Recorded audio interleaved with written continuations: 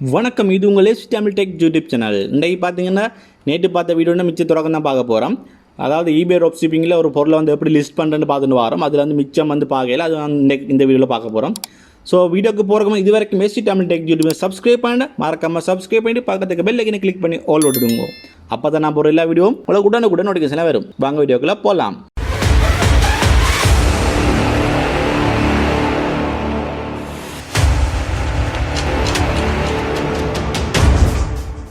Okay, நாங்கள் நேற்று வந்து இவ்வளோ மேலே எடிட் பண்ணி முடிச்சாச்சு. இந்த ஃபோட்டோஸ் எல்லாம் ஆட் பண்ணி முடிச்சுட்டா விட்டு நாங்கள் இங்கே வர மிச்சம் ஸ்பெசிஃபிகேஷன் தான் வந்து நாங்கள் மிச்சம் வந்து டைப் பண்ண இருக்கும்.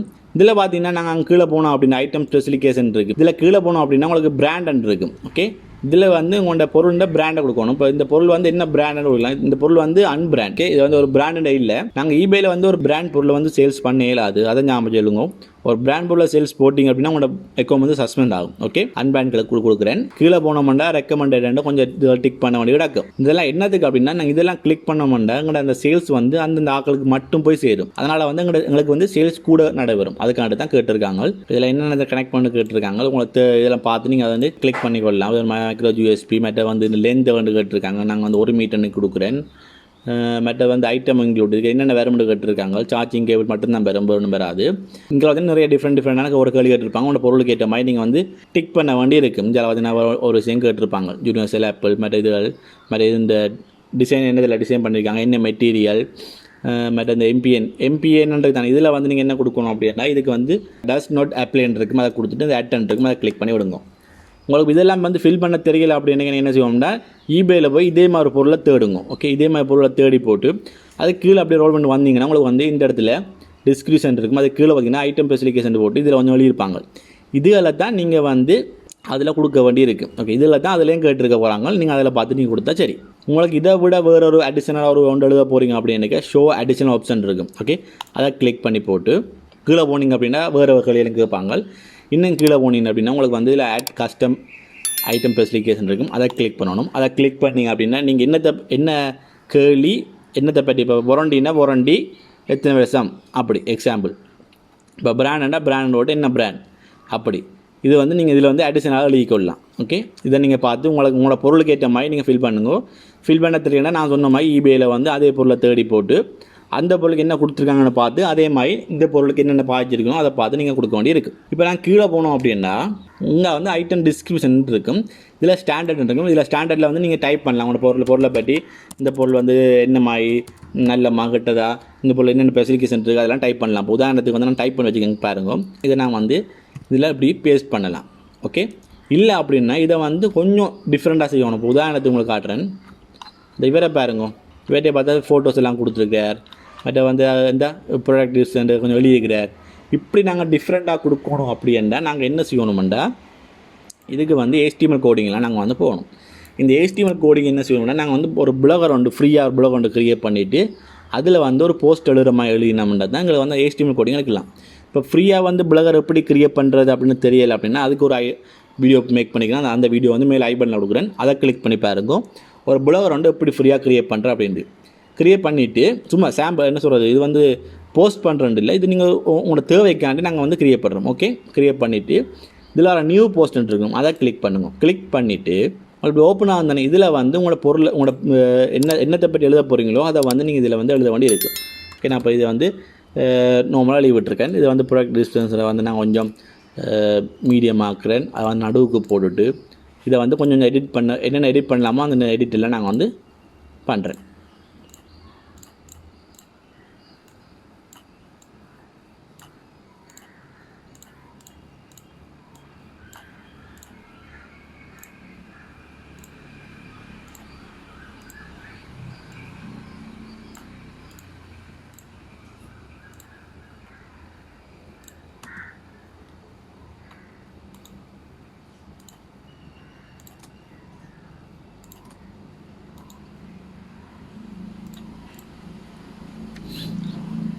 ஓகே, இப்படி நான் எடிட் பண்ணி முடிச்சிட்டேன். சும்மா நான் உங்களுக்கு வந்து இதில் வந்து டைப் பண்ணலாம். அதில் வந்து உங்களுக்கு வந்து இதெல்லாம் சொல்லி தந்துருக்கேன் வீடியோவில். உங்களுக்கு ஒரு வீடியோவில் எப்படி பிளாக் க்ரியேட் பண்ணுறேன் அதில் போனீங்கன்னா உங்களுக்கு தெரியும் எப்படி டைப் பண்ணுறேன் அப்படின்லாம் சொல்லி தந்திருக்கேன்.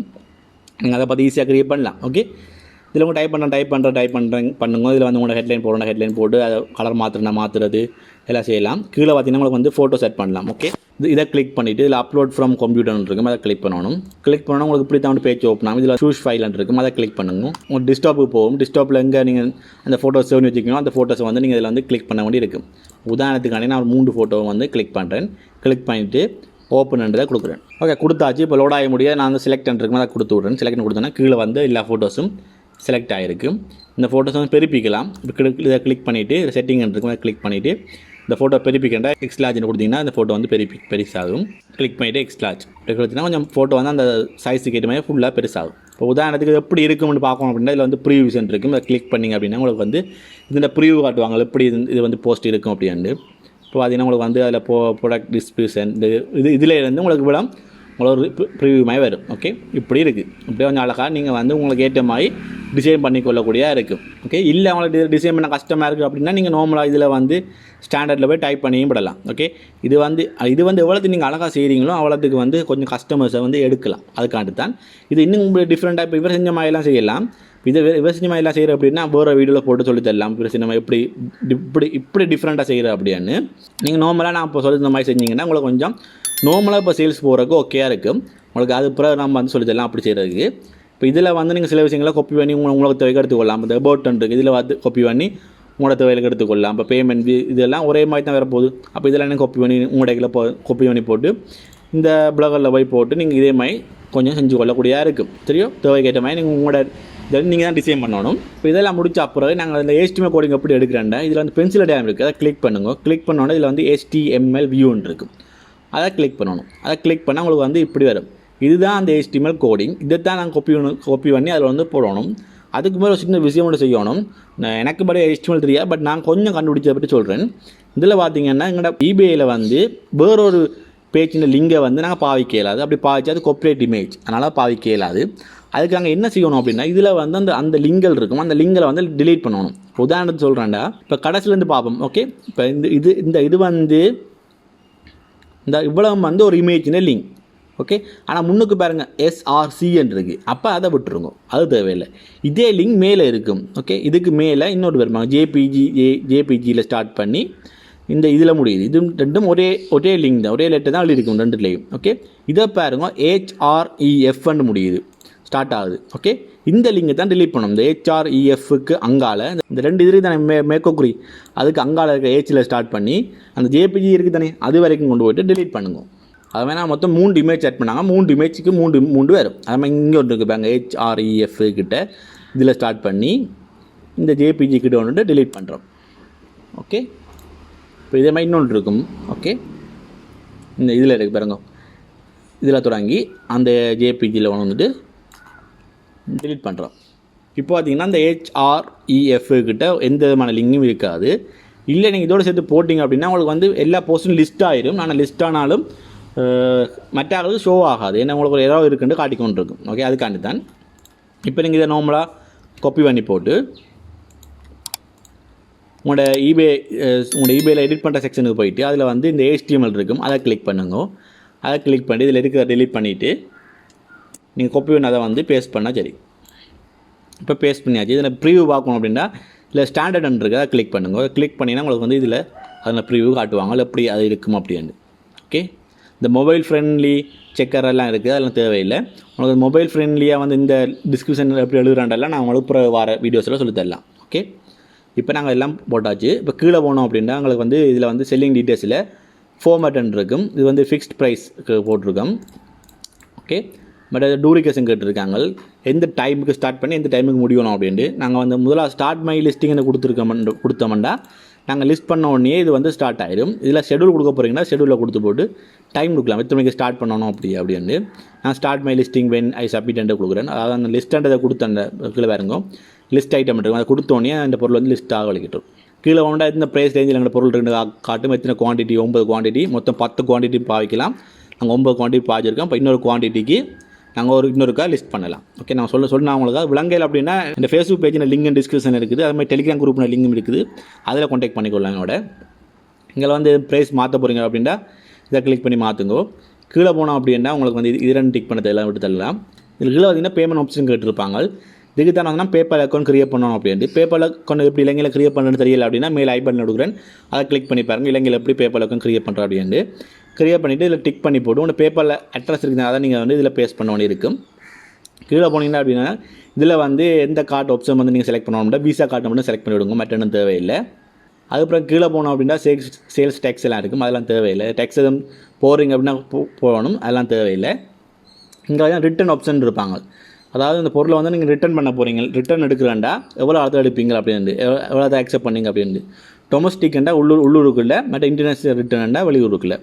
இப்போ வந்து டொமஸ்டிக் உள்ளூருக்குள்ள எவ்வளோ நாளுக்கு ரிட்டர்ன் எடுப்பீங்க அப்படின்ட்டா 30 நாள்னா 30 நாளுக்குள்ளே எடுப்போம். அந்த ஷிப் வந்து அந்த ஷிப்பின் ஃபீஸ் வந்து யாரை வந்து சேரணும்டா பையரியா செல்லரியா அப்படின்ட்டு.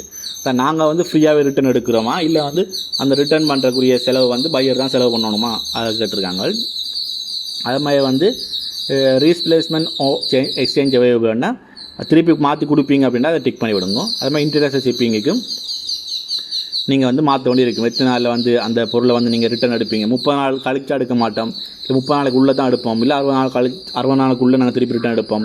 அப்படி நான் மோஸ்ட்டு வந்து நான் அந்த ரிட்டன் இது வந்து கொடுக்குறதில்ல. ஏன்னா வந்து நான் ட்ராப்ஷிப்பிங் பண்ணுறோடைய சில டைமில் வந்து எங்களுக்கு வந்து ரிட்டன் கொடுக்குற கஷ்டமாக இருக்கும், அதனால் ரிட்டன் நான் வந்து செலக்ட் பண்ணுறதில்ல. நீங்கள் ரிட்டன் கொடுக்கலாம் அப்படின்னா ரிட்டன் கொடுத்தீங்கன்னா இன்னும் கொஞ்சம் நிறைய பேர் வந்து ஆக்கள் வந்து கஸ்டமர் வந்து வருவினோம், ஆனால் கொஞ்சம் என்ன சொல்கிற டிஃபிகல்ட்டான சிச்சுவேஷனில் வரும், அதனால தான் நான் ரிட்டன் கொடுக்குறதில்ல. கீழே போனோம் அப்படின்னா உங்களுக்கு ஷிப்பிங் டீட்டெயில்ஸ் கேட்டிருப்பாங்க, டொமஸ்டிக்கில் என்ன மாதிரி ஷிப்பிங் பண்ண போகிறீங்க அப்படின்ட்டு. இதில் வந்து கிளிக் பண்ண உங்களுக்கு நிறைய ஆப்ஷன் வரும். இதில் வந்து same cost to all buyers இருக்கும், எல்லாருக்கும் ஒரே ப்ரைஸ்ன்றது அதை கிளிக் பண்ணுங்க.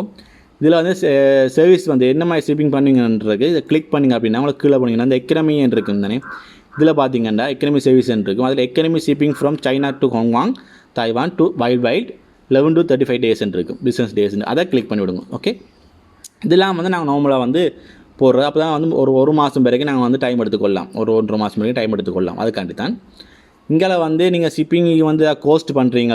இப்போ ஷிப்பிங் வந்து இப்போ $1 கூட ஷிப்பிங் கோஸ்ட் பண்ணுறீங்கன்னா $1 இதில் நீங்கள் கொடுக்கலாம்.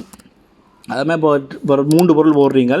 இப்போ முதல் பொருளுக்கு வந்து $1, ரெண்டாவது பொருளுக்கு வந்து எவ்வளோ இது வந்து கூடணும், ஒவ்வொரு பொருளுக்கும் எத்தனை டாலர்ஸ் கூடணுமன்றதை நீங்கள் இதில் கிளிக் பண்ணலாம். இப்போ அதுக்கு வந்து நான் 0.8 கொடுக்குறேன். நான் வந்து முதல் ஒரு பொருள் வாங்கினீங்கன்னா $1 கோஸ்ட் ஆகும். 2 பொருள் வாங்கிக்க உங்களுக்கு வந்து அடுத்ததுக்கும் சேர்த்து $1.8 தான் கோஸ்ட் ஆகும். அப்படி ஓகே.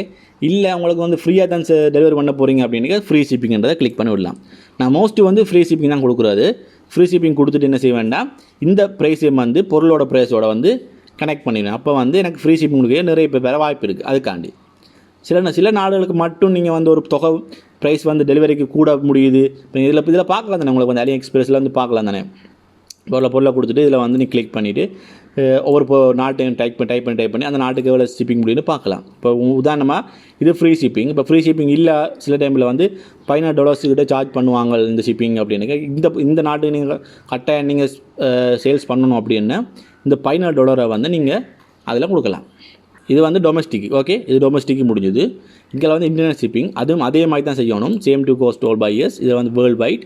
இதில் வந்து economy shipping from China to Hong Kong Taiwan world வைடுன்னு இருக்கும், அதை கொடுக்கணும். இங்கே வந்து கோஸ்ட்டு வந்து ஷிப்பிங் எவ்வளோ கோஸ்ட் வந்து நீங்கள் கொடுக்குறீங்க அதை கொடுக்க வேண்டியிருக்கும்.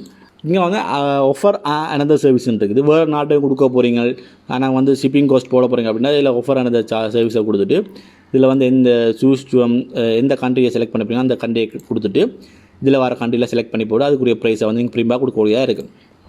இது மோஸ்ட் தேவைப்படாது. நாங்கள் இதிலேயே எல்லா வேலையும் முடிச்சுக்கொள்ளலாம். ஓகே, இப்போ வந்து நாங்கள் ஃப்ரீயாக வந்து கொடுக்குறபடியாக நாங்கள் 0 விலையை விட்டுக்கொள்கிறோம். இந்த ஷிப்பிங் டீட்டெயில்ஸ் இதை மாற்றாமல் இதை போட்டுக்கொள்ளுங்க. இங்கெல்லாம் பார்த்திங்கன்னா பேக்கெட்டின் இது கேட்டிருப்பாங்க. இதெல்லாம் பேக்கெட் இது வந்து எங்களுக்கு தெரிய சைஸ் வந்து தெரியாது, அதனால் இரெகுலர் பேக்கேஜை கிளிக் பண்ணி வர்றோம். வெயிட்டும் அதே மாதிரி தான். இங்கே பார்த்திங்கன்னா எக்ஸ்க்ளூட் ஷிப்பிங் லொக்கேஷன் இருக்குது. இது கட்டாயம் கொடுக்க வேண்டிய உண்டு. இதுக்கு நான் வந்து தனியாக ஒரு வீடியோ போடுறேன். ஓகே, இதுக்கு நான் வந்து தனியாக ஒரு வீடியோ போடுறேன், அப்போ தான் கொஞ்சம் விளங்கும். ஓகே, அதனால் வந்து இதுக்கு தனியாக வீடியோ போடுறேன். அப்புறம் பாருங்கோ, இதில் ஐட்டம் லொக்கேஷன் கேட்டிருக்காங்க. ஐட்டம் லொக்கேஷன் வந்து நாங்கள் வந்து இது வந்து சைனாவிலேருந்து எடுக்கிறோம். அப்புறம் நாங்கள் இதில் சேஞ்சுன்றதை கிளிக் பண்ணிவிட்டு இதை வந்து சைனான்னு கொடுக்குறோம். இங்கே பார்த்திங்கன்னா சிட்டியை வந்து நாங்கள் வந்து பீஜிங் கொடுக்குறோம். சைனாவில் இருக்கிற ஒரு கண்ட்ரி வந்து பீஜிங். நான் அதை தான் பார்க்கணும், நீங்கள் அதை பார்த்து கொள்ளலாம். ஓகே, இங்கே கீழே போனோம் அப்படின்னா செல் இட் ஃபாஸ்டர்ன்னு இருக்குது. அதாவது நாங்கள் ஒரு ஆஃபர் கொடுக்கலாம். இப்போ ஒரு பொருள் வாங்கினா உங்களுக்கு ஆஃபர் இல்லை, 2 பொருள் வாங்கினா உங்களுக்கு 15% ஆஃபர் தரோம் அப்படின்ட்டு. இதை நீங்கள் கொடுக்குறீங்க அப்படின்னா இதில் வந்து டிக் பண்ணி போட்டு இப்போ நாங்கள் பை 2 2 அல்ல அதுக்கு மேலே வாங்கினீங்க அப்படின்னா உங்களுக்கு வந்து 15 தான் லாபம். அதாவது அந்த பொருள்லேருந்து 15 டிஸ்கவுண்ட் போட்டு தருவோம். 2க்கு மேலே வாங்கினோம்டா. அப்படி நாங்கள் இதில் வந்து 3க்கு மேலே வாங்கினா இவ்வளோ ப்ரைஸ், 4க்கு மேலே வாங்கினா இவ்வளோ ப்ரைஸ். அதான் நீங்கள் வந்து இதில் வந்து கொடுக்கக்கூடியதாக இருக்கும். உங்களுக்கு தேவை கொடுக்குறீங்க அப்படின்னா கொடுக்கலாம். இதை கொடுத்தா கொஞ்சம் கஸ்டமர் நிறைய பேர் எடுக்கலாம். இல்லை தேவையில்லைன்னா அந்த டிக்கெட் எடுத்து விடுங்க. இதெல்லாம் கொடுத்து முடிஞ்ச அப்புறம் ப்ரிவியூ பார்க்க போகிறீங்க அப்படின்னா இந்த ப்ரிவியூ இருக்க கிளிக் பண்ணுங்கள். கிளிக் பண்ணால் உங்களுக்கு இன்னொரு பேஜில் ஆகிட்டு ப்ரிவியூ வந்து ஓப்பன் ஆகும். இதில் வந்து ப்ரிவியூ ஓப்பன் ஆகுது பாருங்க. அந்த முதலாக கொடுத்த மெயின் எண்ட் ஃபோட்டோவில் இது வந்திருக்குது. இங்கே தட்டி பார்க்கலாம். நான் தட்டி பார்க்கலாம். இது வந்து ப்ரீவியூ வழியாக மூவ் பண்ணி மட்டும்தான் பார்க்கக்கூடியதாக இருக்கும். ஓகே, இதில் டைப் கலர்ஸ் இருக்குது செலக்ட் பண்ணுறதுக்கு. லாஸ்ட் ஒன் ஒரு குவான்டிட்டி தான், ஒவ்வொரு பொருளையும் ஒரு குவான்டிட்டி கொடுத்துடைய இதில் லாஸ்ட் ஒன்னு காட்டுது. மேடம் எத்தனை சோல்ட் ஆகிருக்குன்னு இதில் காட்டும். கீழே போனோம் அப்படின்னா எங்களோட ஷிப்பிங் டீட்டெயில்ஸ் போட்டிருப்பாங்க, என்ன மாதிரி ஷிப்பிங் டீட்டெயில்ஸ் போட்டிருக்கோம் அப்படின்ட்டு. Free shipping, free economy shipping, மற்ற வந்து ஐட்டம் லொக்கேஷன் எங்கே இருந்து நாங்கள் சேல்ஸ் போடுறோம், மற்ற எங்கெங்கே சேல்ஸ் போடுறோம் அதெல்லாம் பார்க்கலாம். கீழே பார்த்தீங்கன்னா டிஸ்கிரிப்ஷனில் வந்து எங்களோட அந்த ஐட்டம் வெரிஃபிகேஷன் எல்லாம் போட்டிருப்பாங்க. கீழே வந்து ப்ராடக்ட் டிஸ்கிரிப்ஷன் அந்த நாங்கள் எடிட் பண்ணி போட்டோம் HTML அது வரும் கீழே. இது வந்து ஷிப்பிங் அண்ட் பேமெண்ட் பார்க்க முடியாது, இதில் போய் பார்க்கலாம். ஓகே, இது நான் இதேன்னு சொல்லி தரலாம். இது என்ன அப்படின்னா இது வந்து எந்தெந்த நாட்டுக்கு வந்து நாங்கள் ஷிப்பிங் பண்ணலை அப்படின்றது. இப்போ என்ன ஃபேக்காக சொல்லுவாங்க, வந்து சாமான் வந்துட்டுதுன்னு சொல்லி போட்டு நீ சாமான் வேறையில் சொல்லுவாங்க, சாமானை வாங்கி போட்டு பொருளை வாங்கி போட்டு. அப்போ எங்களுக்கு தான் லொஸ்ட் ஆகும். அதுக்காண்டி நாங்கள் இது வந்து கொடுக்க வேண்டிய இருக்கும். இது எப்படி க்ரியேட் பண்ணணும்னா கிரியேட் எக்ஸ்க்ளூடிவ் லிஸ்ட்னு இருக்கும், அதை கிளிக் பண்ணுங்க. அதை கிளிக் பண்ணிங்க அப்படின்னா இதில் பார்த்தீங்கன்னா நார்மலாக இது இந்த மூண்டும் கீழே PO பாக்ஸ் இருக்கும். இந்த 4ஐயும் செலக்ட் பண்ணி விடுங்க. செலக்ட் பண்ணால் இந்த 4க்கும் போகாது. மற்ற எந்தெந்த கண்ட்ரிக்கு போகக்கூடாதோ அதெல்லாம் செலக்ட் பண்ணணும். எந்தெந்த கண்ட்ரிக்கு போகணுமோ அதெல்லாம் அன்செலக்ட் பண்ணணும். ஓகே, நான் உதாரணமாக பார்த்திங்கன்னா நான் குறிப்பிட்டு கொஞ்சம் கண்ட்ரிக்கு மட்டும்தான் நாங்கள் வந்து சேல்ஸ் போடுறேன். நான் இப்போ எதுன்னா நான் வந்து ஆஸ்திரேலியா, மற்ற சிங்கப்பூர், மற்ற UK, மற்ற வந்து ஃப்ரான்ஸ், ஜெர்மனி, கனடா, இப்படி சில நாடுகள் மட்டும்தான் நான் வந்து சேல்ஸ் போடுறேன். ஓகே, நீங்கள் வந்து இதை நீங்கள் தேடி பார்க்கணும். தேடி பார்த்து எந்த நாட்டுக்கு போட்டால் எல்லாம் அப்படின்னு பார்த்து தான் கொடுக்கணும். இது எப்படி நாங்கள் அதை ஸ்டிக் பண்ணுறேன்டா, இந்த ஷோ ஆல் கண்ட்ரிஸை கிளிக் பண்ணிங்கன்னா ஆஃப்ரிக்காவுக்கு எல்லா கண்ட்ரியும் காட்டுவாங்க.